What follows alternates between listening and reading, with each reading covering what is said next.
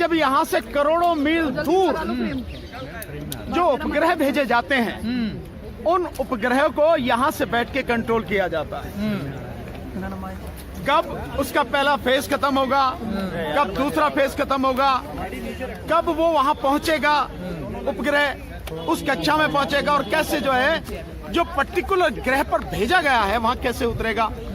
अभी आपने देखा सर उसकी कोडिंग होती है ना।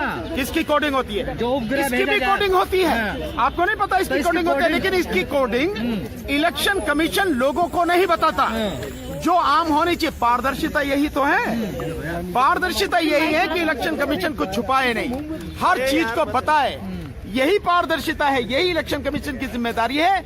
लेकिन वो घालमेल करने के लिए सरकार के साथ मिले होके बहुत सारी चीजों को छुपा रहा है। और इसके साथ षड्यंत्र में कौन कौन शामिल है, जैसे मैंने आपको बताया 24 तारीख को प्रेस कॉन्फ्रेंस करके हम बाकायदा बताएंगे। और इतना ही नहीं है, आप लोगों को ये भी मैं बता देता हूँ कि देश भर से जो टॉप क्लास IIT इंजीनियर्स हैं वो सब हमारे संपर्क में हैं। और बाकायदा उन्होंने कहा है हमसे कि आप सुप्रीम कोर्ट में अगर जरूरत पड़ेगी तो हम एविडेंस देंगे और सुप्रीम कोर्ट में बाकायदा सुप्रीम कोर्ट में डेमोन्स्ट्रेशन करके दिखाएंगे, कोर्ट के सामने करके दिखाएंगे। तो यहाँ तक ये स्थिति है। ये काम सरकार कर रही है, चुनाव आयोग कर रही है? कौन काम कर रही है? ये गड़बड़ का जो वो तभी तो मैंने कहा आपको इतनी तसल्ली नहीं है। आप बताऊंगा, मैं आपको बताऊंगा कौन कौन शामिल है। यही तो मैंने कहा 24 तारीख को बाकायदा हम आपको सबूतों के साथ बताएंगे कि इसमें कौन कौन शामिल। विपक्षी पार्टियां क्यों मुहिम नहीं चला रही हैं? नहीं, विपक्षी पार्टियां मुहिम चला रही हैं। आप बताइए, विपक्षी पार्टियां अगर मुहिम नहीं चलाती तो इलेक्शन कमीशन को कैसे लिख के देती कि भाई ये जो आप वीवीपैट की पर्चियां हैं इन्हें पब्लिक के जो वोटर है उसके हाथ में दो और उसकी गिनती करो। विपक्षी पार्टियां चला रही हैं। सर जो ब्लैक शीशा है ना, उस पर भी सवाल उठ रहे हैं। जो वीवीपैट में ब्लैक शीशा लगा हुआ है कि वो हट जाए तो कहीं ना कहीं पारदर्शिता आ जाएगी। नहीं, क्यों पारदर्शिता आ जाएगी? मैं तो बहुत सिंपल सी बात कह रहा हूँ। उसमें शीशे काला सफेद इसका कोई मतलब ही नहीं है। मुझे आप बता दो, आप तो पत्रकार हो, मेरे से सवाल पूछ रहे हो, यहाँ सारे के सारे पत्रकारों से पूछता हो, ईवीएम और वीवीपैट मशीन इनकी तकनीक जानते हो? ये कैसे काम करती हैं जानते हो?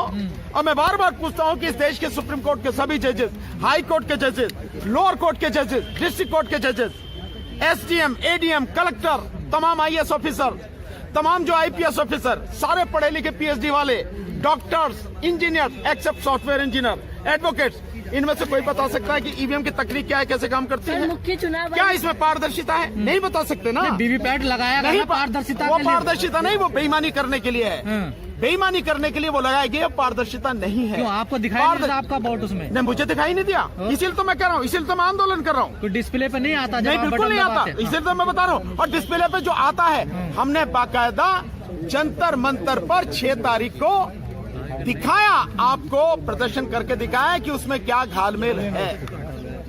सर 95% लोग ये बोल रहे हैं कि गड़बड़ी है। ये बिल्कुल सच है, ये बिल्कुल सच है। जो सर्वे कराया गया बहुत जिम्मेदार मीडियाओं की तरफ से, क्योंकि सरकार बहुत बुरी तरह से डरी हुई है। जिस तरह से ये आंदोलन घर घर तक पहुंच गया, गांव गांव तक पहुंच गया, शहरों तक पहुंच गया, अमीर और गरीब तक पहुंच गया, पढ़े लिखों तक पहुंच गया, उससे सरकार बहुत बुरी तरह से डरी हुई है। और वो किसी भी हालत में ये चीजें आगे बढ़े और लोगों तक पहुंचे वो नहीं चाहती। इसलिए जो आपके ट्विटर से हैं वहां से हटाए जा रहे हैं। जो एक का भी मैंने देखा है कि मीडिया जो है, मीडिया हाउस लोकशाही करके TV चैनल है, वहां बंद किया गया है महाराष्ट्र में। ये जो सारी चीजें चल रही हैं, ये सरकार का डर बताता है। और ये डर भी पक्ष है, आज नहीं तो कल विपक्ष को आना ही पड़ेगा। ये जनता की लड़ाई है। अगर विपक्ष जनता का साथ नहीं देगा तो जनता को कमजोर न समझे विपक्ष। और वैसे भी मैं आपको बता रहा हूं कि विपक्ष हकीकत में धीरे धीरे हमारे साथ आ रहा है। आने वाले समय सड़कों पर भी आएगा, क्योंकि ये लड़ाई हमारी नहीं उनकी भी है। उनका तो पूरा ही तबाह हो जाएगा।